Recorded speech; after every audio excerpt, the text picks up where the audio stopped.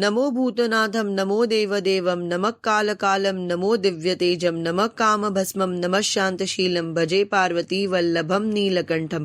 सदा तीर्थसिद्धं सदा भक्तरक्षं सदा शैवपूज्यं सदा शुभ्रभस्मं सदा ध्यानयुक्तं सदा ज्ञानतल्पं भजे पार्वतीवल्लभं नीलकण्ठं श्मशानं शयानं महास्थानवासं शरीरं गजानां सदा चर्मवेष्टं पिशाचं निशोचं पशूनां प्रतिष्ठं भजे पार्वतीवल्लभं नीलकण्ठं फणीनागकण्ठे भुजङ्गाद्यनेकं गलेरुण्डमालं महावीरशूरं कटिव्याघ्रचर्मं चिताभस्मलेपं भजे पार्वतीवल्लभं नीलकण्ठं शिरःशुद्धगङ्गा शिवा वामभागं बृहद्दीर्घकेशं सदा मां त्रिनेत्रं फणीनागकर्णं सदा फालचन्द्रं भजे पार्वतीवल्लभं नीलकण्ठं करे शूलधारं महाकष्टनाशं सुरेशं वरेशं महेशं जनेशं ननेशामरेशं ध्वजेशं गिरीशं भजे पार्वतीवल्लभं नीलकण्ठं उदासं सुदासं सुकैलासवासं धरानिर्धरं संसितं हृदादिदेवम्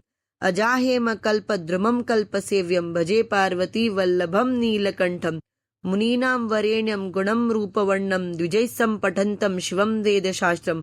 अहो दीनवत्सं कृपालं महेशं भजे पार्वतीवल्लभं नीलकण्ठं सदा भावनाथं सदा सेव्यमानं सदा भक्तिदेवं सदा पूज्यमानं मया तीर्थवासं सदा सेव्यमेकं भजे पार्वतीवल्लभं नीलकण्ठं भजे पार्वतीवल्लभं नीलकण्ठम्।